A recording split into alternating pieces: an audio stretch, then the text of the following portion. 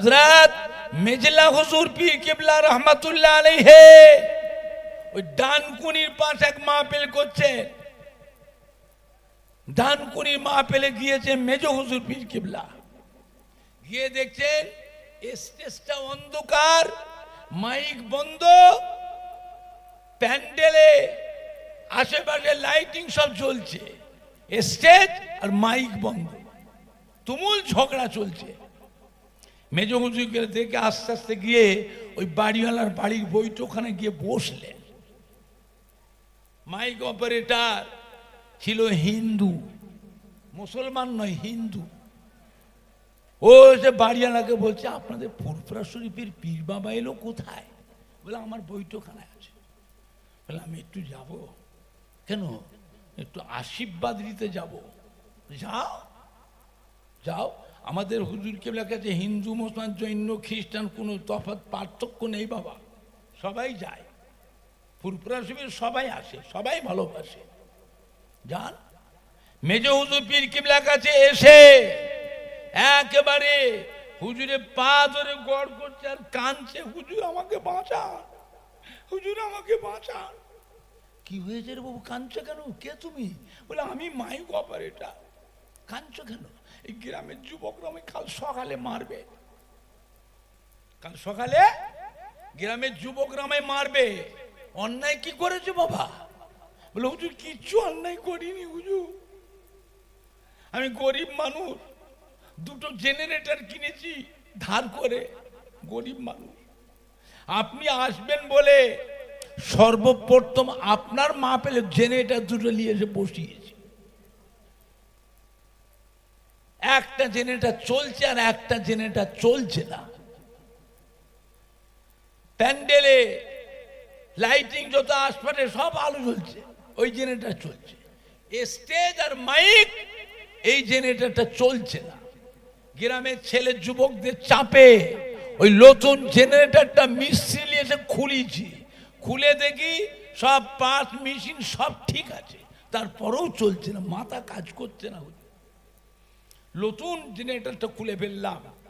আর নতুন জেনারেটর খুললে কোম্পানি থেকে কিনেছি, কোম্পানির একটা নতুন মেশিনের উপর গ্যারান্টি থাকে না, থাকে না, আর পাল্টে দেবে আর সারিয়ে দেবে।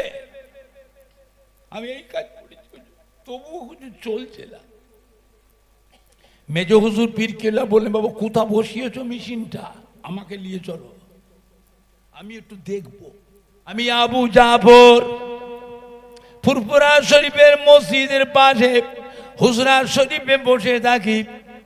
ফুরফুরা শরীফের মসজিদের পাশে হুজরা শরীফে ইলমে তাসাউফ, আধ্যাত্মিক বিদ্যা, ইলমে মারিফাত মশক করি। ইলমে তাসাউফ, আধ্যাত্মিক বিদ্যা, ইলমে মারিফাতের সবক মশক করতে করতে, আমল করতে করতে আল্লাহ পাক রব্বুল আলামিন আমি আবু জাফরের রুহানি চোখ, অন্তরের চোখ আল্লাহ খুলে দিয়েছেন। আমি আবু জাফর আমার রুহানি চোখ, অন্তরের চোখ দিয়ে দুনিয়ার এক প্রান্ত দিয়ে আর এক প্রান্ত, সাতম জমিন, সাতম আসমান পর্যন্ত আল্লাহ রাব্বুল আলামিন আমি আবু জাফরকে আল্লাহ পাক দেখা।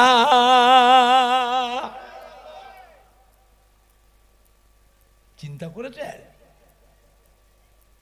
চিন্তা করেছেন?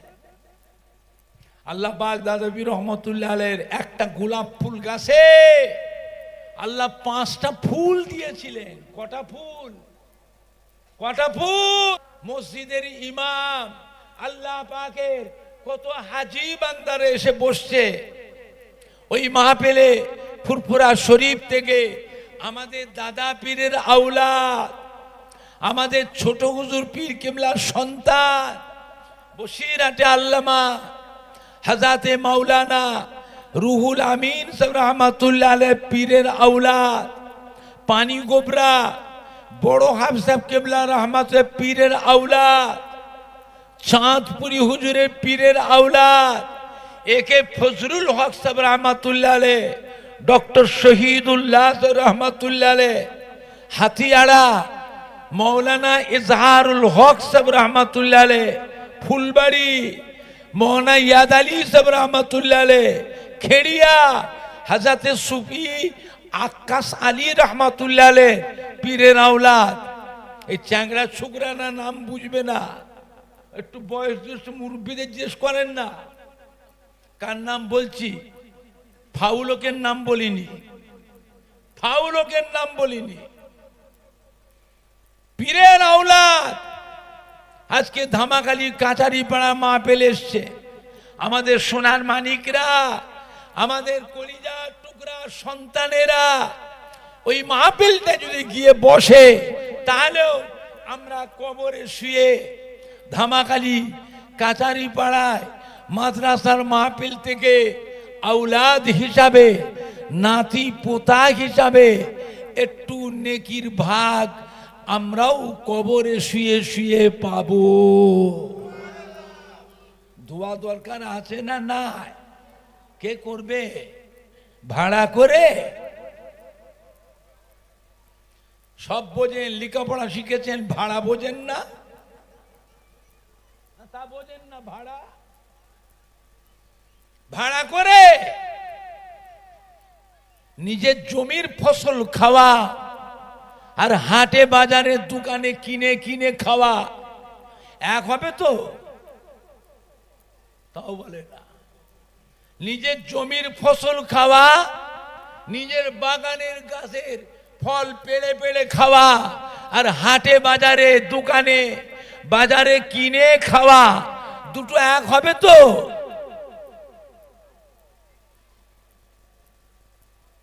বাড়ির পরিবেশটাকে বাঁচা, ত্রুটি বিচ্ছেদের সংশোধন হন। মসজিদে নামাজ পড়বে না, ইমাম পড়বে। আমরা ইমাম রেখেছি টাকা দিয়ে, আমাদের নামাজ ইমাম পড়ে দেবে, হবে তো? কেন? আমরা টাকা দিচ্ছি, ইমামের বেতন দিচ্ছি, খাওয়াচ্ছি। বুঝতে পারেন না? ইমাম পড়লে হবে তো? তাও কথা বলে না। না নিজেদের পড়তে হবে? আমাদের মধ্যে ইমাম পড়লেই হবে। আমরা কেন টাকা দিচ্ছি, খাওয়াচ্ছি ভালো মন্দ, ও আমাদের হয়ে ইমাম পড়ে দেবে নামাজ, হবে তো? নিজের জমির ফসল খাওয়া, বাগানের গাছের ফল পেড়ে পেড়ে খাওয়া আর হাটে বাজারে দোকানে কিনে খাওয়া দুটো এক হবে তো? চোখের পানি ফেলা দোয়া, কলিজা ফাটানো দোয়া, মায়া মমতার দোয়া, দরদির দোয়া পেতে গেলে কলিজার খুন, কলিজার ঘাম, সোনার মানিক সন্তান হওয়া চায়।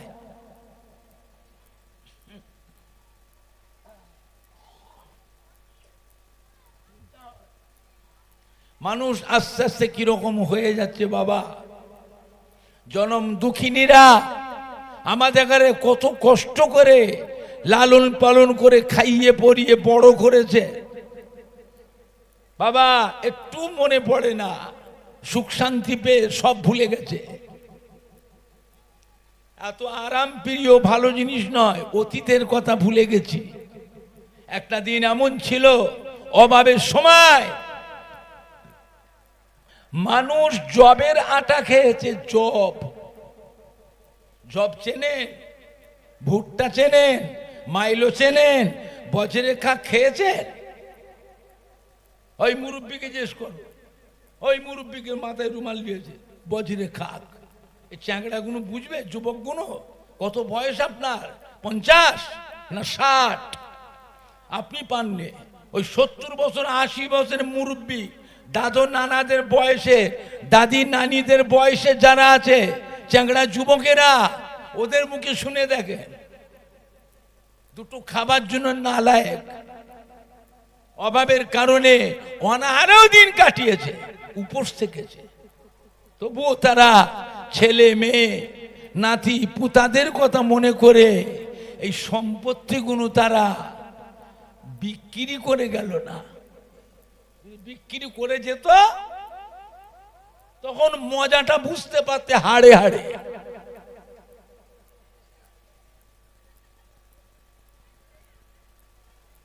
ইশারাও বোঝেন না, খুলে আর বললাম না।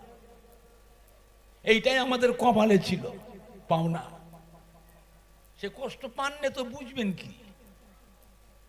এত কষ্ট করে আমাদের লালন পালন করেছিল, উপোস থেকেছে, তবুও তারা নিজের জানের জন্য সম্পত্তিগুলো তারা বিক্রি করে গেল না। আর ছেলেরা, যুবকেরা কাজ কারবার করে, ব্যবসা করে, পাকা বাড়ি ঘর করে, ঘেরি করে, কাঁটা করে, আড়ত করে, ভাটা করে, আজকে আল্লাহ আমাদের সুখ শান্তি দিয়েছে না দেয়নি?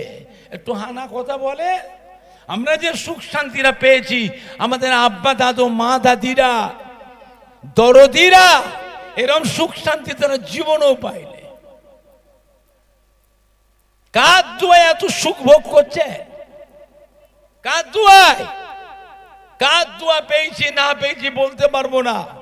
নিজের জনম দুঃখিনী মা, নিজের গর্ভধারিণী মা, জন্মদাতা বাপ, দরদি দাদু যান, নানা যান, দরদি নানি যান, দাদি যান, তাদের চোখের ফ্যান বেলা দোয়াটুকু তো পেয়েছি।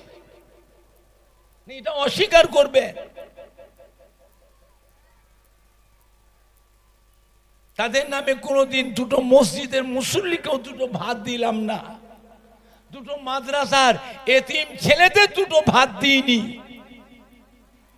অসহায় অনাথ এতিম ছেলেদের দুটো ভাত দিইনি। তাদের নামে কত খাবার ফেলে দিচ্ছি, পচে যাচ্ছে, খেতে পাচ্ছি না, ফ্রিজে রেখে রেখেও ফেলে দিতে হচ্ছে। তবুও গরিব দুঃখী এতিমদের মুখে তুলে দিই নেয়। তাদের নামে 10টা অনাথ অসহায় মানুষকে দুটো বস্ত্রও বিতরণ করলাম না। তাদের নামে এক খতম কোরআন শরীফও কোনোদিন পড়িনি। একটু কবরটা জিয়ারত হতো, সেটাও তুলে দিয়েছি। আর কবরস্থানের ধারেও যায়নি।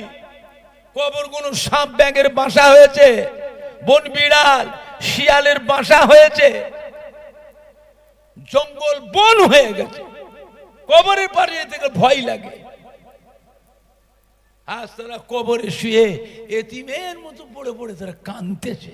আরে সোনার মানিকরা, একবার তাদের কথা মনেও পড়ে না? এই কপালে আমাদের যে কি কষ্ট আছে হাড়ে হাড়ে বুঝতে পারে। ফুরফুরা শরীফের ছোট হুজুর পীর কিবলা রহমাতুল্লাহ আলাইহির কাছে এক বাংলাদেশ থেকে মুরিদান আসলেন, পাবনা জেলা আতাইকুলা, একটা বড় মার্কেট কাপুরে, এমন একটা বড় মার্কেট যে মার্কেটে বাংলাদেশের 65টা জেলা, 65 জেলার এমন কোন শহর নেই যে শহর থেকে ওই আতাইকুলা কাপুরে মার্কেটে মাল কিনতে আসে না, কাপড় কিনতে আসে না। এত বড় মার্কেট। এইখান থেকে এক মুরিদান আসলেন, ফুরফুরা সেই ছোট হুজুরকে, ধনী মুরিদান, পয়সাওয়ালা হুজুরকে এক ধমক দিয়েছে। এই কি করতে এসছো? পীর পরীক্ষা করতে এসছো? পীর পরীক্ষা করতে এসছো? পীর পরীক্ষা করতে এসছো? বাপের কবরে পাশ দিয়ে আসলে, মায়ের কবরে পাশ দিয়ে আসলে, তাহলে কবর থেকে তোমার মুখের দিকে চেয়ে আছে, একটু সালামটাও দিয়ে আসলে না? সারা জীবন তোমার মুখের দিকে চেয়েছিল, কারবার করতে গেছো, চাকরি করতে গেছো, বিদেশে গেছো, প্রাকৃতিক দুর্যোগের কারণে ঘরে আসতে দেরি হয়েছে, রাত হয়েছে, জনম দুঃখিনী মা তোমার মুখের দিয়েছে, চোখে ঘুম আসে না, বিবি ঘুমোয়, ছেলে মেয়ে ঘুমোয়, জনম দুঃখিনী মা তোমার মুখের দিকে চেয়ে জেগে বসে থাকে না? থাকে না? আর কথা বলে না। মানুষ মরে গেলে রুহুটা মুর্দা না জিন্দা তাও বলে না। রুহ জিন্দা না মুর্দা? কবর থেকে ওইরকম ছেলে মেয়ের মুখের দিকে চেয়ে থাকে। তুমি চেনো মানুষ, মানুষকে যেমন চেনো না চেনো, কবরবাসীরা তোমার থেকে অনেক গুণ বেশি চিনতে পারে কে যাচ্ছে কবরের পাশ দিয়ে, কে যাচ্ছে কবরের পাশ দিয়ে। তুমি জীবিত মানুষ যা চিনতে না পারো, মৃত্যু ব্যক্তি তোমার থেকে অনেক বেশি চিনতে পারে, বুঝলে? এই ব্যাটারি ঘড়িগুলো চলছে, ব্যাটারির ঘড়ি, দিনের বেলায় ওর কাঁটার আওয়াজ পাওয়া যায়, কথা বলে না। রাতের বেলায় tick tick tick tick tick tick করে শব্দ শোনা যায় না, যায় না। কবরে নীরবে শুয়ে আছে তো, সব শুনতে পাচ্ছে, তোমার থেকে অনেক বেশি শুনছে। তুমি যা চিনতে না পারছো, তোমার থেকে অনেক বেশি চিনতে পারছো, বুঝলে? ছোট হুজুর পীরকে ধমক দিলেন, মায়ের কবরে পাশ দিয়ে আসলি, পয়সা হয়েছে, হ্যাঁ এত গরম, বাপের কবরে পাশ দিয়ে আসলি, একটু সালামটাও দিয়ে না। ওর বাপ ছিল ফুরফুরাশি দাদুজির মহব্বতের মানুষ, দাদা পীরের মহব্বতের মানুষ। ওর বাপের থেকে দাদু নানা মায়ের থেকে শুনেছে ফুরফুরা শরীফের দাদা পীর আমার পীর। তো আসছে পীরের মুরিদ হতে, ছোট হুজুর কিবলা কাছে ধমক দিয়েছে ছোট হুজুর। ছোট হুজুর কিবলা নরম মানুষ ছিলেন না কড়া মানুষ ছিলেন? কি গো মুরব্বীরা, কথা বলে? ছোট হুজুর খুব কড়া মানুষ ছিলেন, ফতুয়া গায়ে দিয়ে ঘুরতেন, ফাড়া লুঙ্গি, সেলাই করা নয়, ফাড়া লুঙ্গি, খুব হেভি পাওয়ার, খুব হেভি পাওয়ার। যত পয়সাওয়ালা মানুষ যত ধনী হয়, যেমনই তুমি হও, ছোট হুজুর কিবলাকে দেখলে ভয় লাগতো, আবার না দেখলেও থাকতে পারতো না, ভালোবাসতো, মহব্বতও করতো। যা বাড়ি যা, পীর পরীক্ষা করতে এসছে, পীর পরীক্ষা করতে এসছে। পরের দিন সকালবেলায় মুড়িদানটা চলে গেল, দেশে গিয়ে গোসল করে, বাড়িতে গোসল করে সুন্দর জামা কাপড় উজু করে মা বাপের কবরটা রেখেছে, কবরের কাছে সালাম দিয়ে মোনাজাত দোয়া করে, মোনাজাত করে দুদিন পরে ফুরফুরা শরীফে আসলেন। ছোট হুজুর কিবলা কি খুশি, সেই রাগী মানুষটা হাসছে, হলো বাবা দেখলে তো কেমন হলো, কেমন লাগে? বাপ মা কবর থেকে হাসছে, তোমার কবরের দিকে মুখের দিকে যে তোমার দরদি যে তোমার মুখের দিকে যে হাসছে, কেমন হলো বাবা? বুঝলে আমার ভাইজানরা, বাপজানেরা।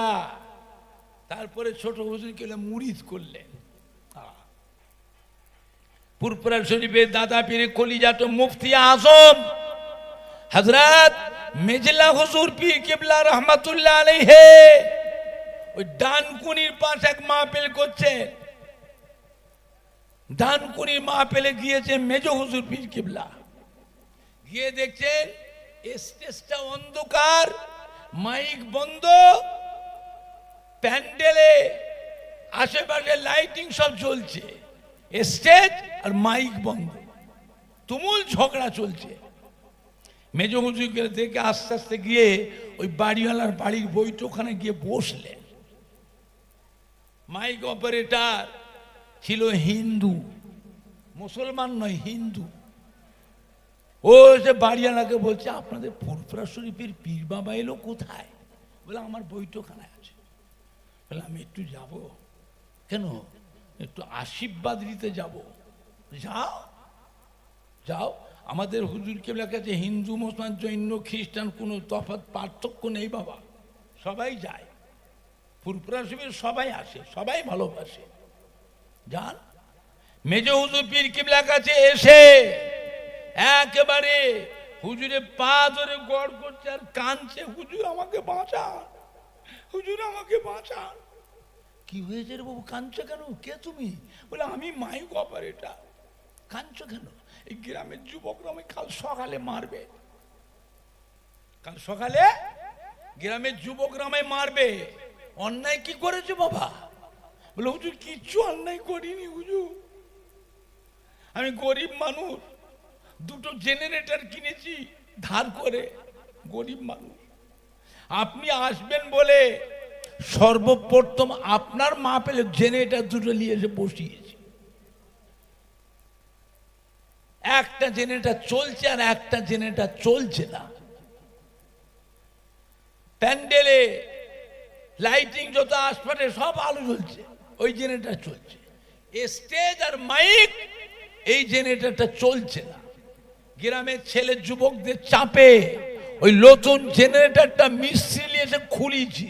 খুলে দেখি সব পার্ট মেশিন সব ঠিক আছে, তারপরেও চলছে না, মাথা কাজ করছে না।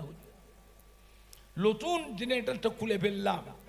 আর নতুন জেনারেটর খুললে কোম্পানি থেকে কিনেছি, কোম্পানির একটা নতুন মেশিনের উপর গ্যারান্টি থাকে না, থাকে না, আর পাল্টে দেবে আর সারিয়ে দেবে।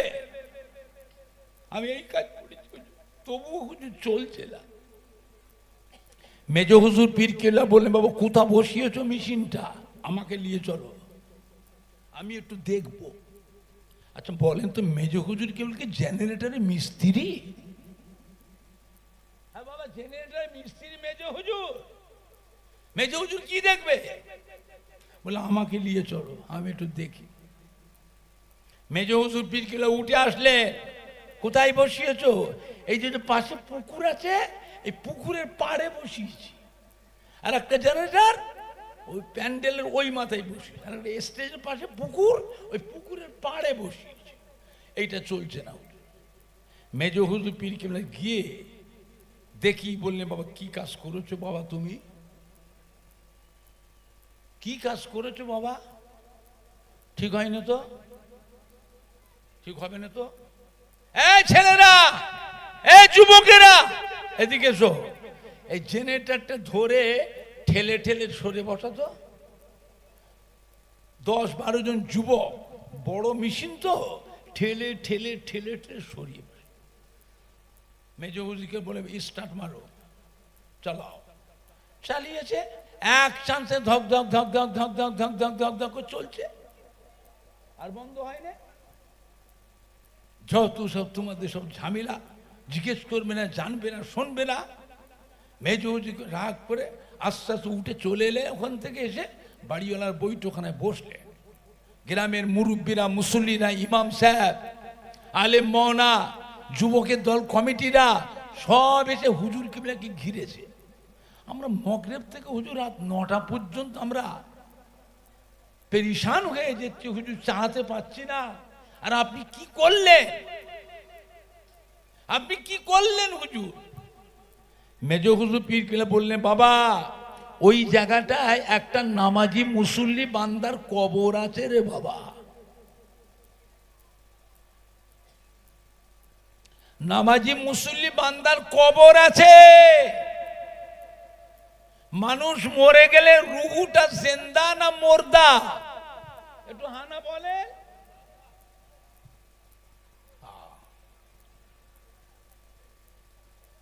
তা আল্লাহর নামাজি মুসল্লি বান্দার বুকের উপরে জেনারেটরটা বসিয়েছো, ধক ধক ধক ধক ধক ধক ধক ধক করে চলছে।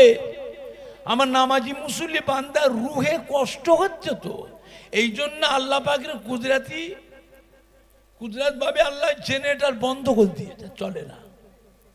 আমি আবু জাফর ফুরফুরা শরীফের মসজিদের পাশে হুজরা শরীফে বসে থাকি। ফুরফুরা শরীফের মসজিদের পাশে হুজরা শরীফে ইলমে তাসাউফ, আধ্যাত্মিক বিদ্যা, ইলমে মারিফাত মশক করি।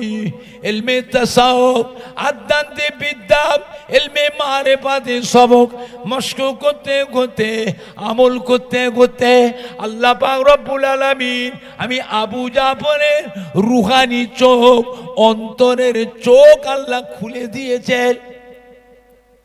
আমি আবু জাফর আমার রুহানি চোখ, অন্তরের চোখ দিয়ে দুনিয়ার এক প্রান্ত দিয়ে আর এক প্রান্ত, 7তম জমিন সাতম আসমান পর্যন্ত আল্লাহ রাব্বুল আলামিন আমি আবু জাফরকে আল্লাহ পাক দেখা।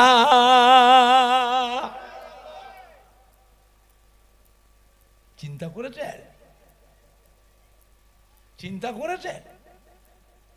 আল্লাহ পাক দাদা পীর রহমতুল্লাহ আলাইহির একটা গোলাপ ফুল গাছে আল্লাহ 5টা ফুল দিয়েছিলেন। কটা ফুল? কটা ফুল? এক একটা ফুলে আল্লাহ পাক এক এক রকমের খুশবু দিয়েছে। যার কাছেই যাবে, যাকেই ধরবে, তার কাছ থেকে নিয়ামত পাবে। দাদা পীর কিবলা রহমাতুল্লাহ আলাইহির কাছে বসিরহাটে আল্লামা হযরত মাওলানা রুহুল আমিন রহমাতুল্লাহ আলাইহি ফুরফুরা শরীফের ইসালে সওয়াবে ওই টিনের 8